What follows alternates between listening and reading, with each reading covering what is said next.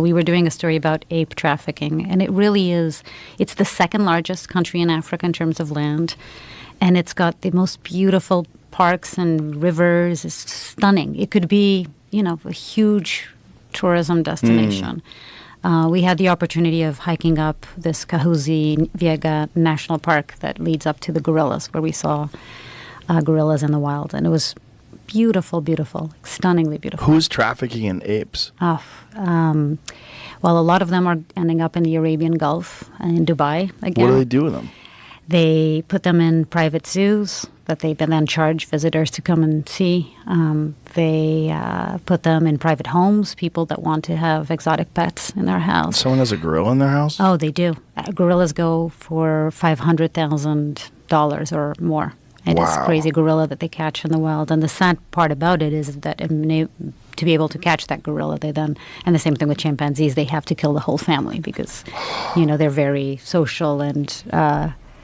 Baby apes being stolen for pets. Yeah. Little's being done to stop it. Yeah. $550,000 was the trade gorillas. ban for African great apes in China, Middle East, and Pakistan. Yeah. Wow. So they have to kill the whole family? They kill the whole family, Joe. It's horrible. And the sad thing... Why do they have to kill the whole family? Because, for example, if baby chimps, you can't carry your live chimp, for example, because they're too dangerous. And so it's the Batwa pygmies. We did the whole chain of who hunts them, who kills them, who transports them, and then who buys them. And we started in the park with the Batwa pygmies. You had a guest that I remember when I was doing research for the story I listened to. Didn't you have a guest Justin here Wren. who talked? Yeah, who did Fight a story for the about Forgotten. that? Yeah. So the pygmies, they've sort of lost their home, which is the forest. The Congolese government says they can't be there, and they have no money and no schools and no education and nothing. Desperate situations. So these people come out and say, if you get us a baby chimp, we'll pay you $10. $10 for a baby chimp. And they go out, and the problem with baby chimps is that until they're 5 years old, they live at the hip of the mother, like always next to the mother. It's the way their family is. And so to be able to take and kidnap the child, they have to kill the whole family because the estimate, the average is like 10 chimps have to be killed in order to be able to take away one baby. Because they'll attack? Because they'll attack, yeah. They won't let you leave with a baby. Yeah, it's very, very sad. So we're talking to these guys who have done this.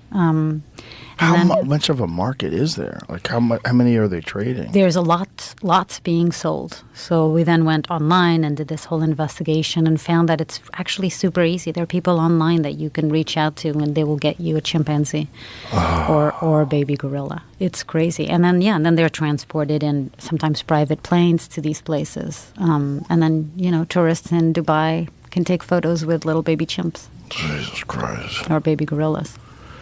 Yeah. I'm sure you know about that lady in Connecticut that had a full-grown chimpanzee in her home, and then her friend came over, and the chimp decided it didn't like her friend, so he ripped her face off, just tore her apart. Yeah. Yeah, they're ruthless. They are. You shouldn't have one in your home. Yeah, that's for sure. And you're not going to stop them unless you shoot them. They're just so powerful. There's not a damn thing you can do to stop them from ripping your face off. Right. Yeah. It's the Doc Antle of it all, Remember Doc Antle, Tiger King? Mm-hmm. Do you remember that guy? Yeah. A lot of them, it's basically people around the world wanting to be Doc Antle and having like a private safari that celebrities come to. What a bizarre need. What a bizarre want.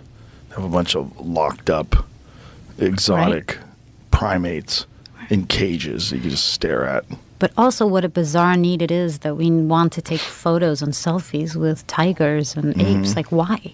I went to a tiger sanctuary in Thailand with my family a few years back. And the beginning is kind of cool because the beginning you're around the kittens and the cubs are like super energetic.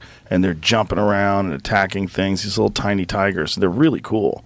But it's just like, wow. And there's a lot of people in the room to make sure that the tigers don't go crazy. And they're little. Yeah. And then it gets to a slightly larger tiger. And there's men with sticks. And you could sit there. There's like a picture of my daughter when she was 10. She's like sitting there smiling. She's sitting next to a tiger.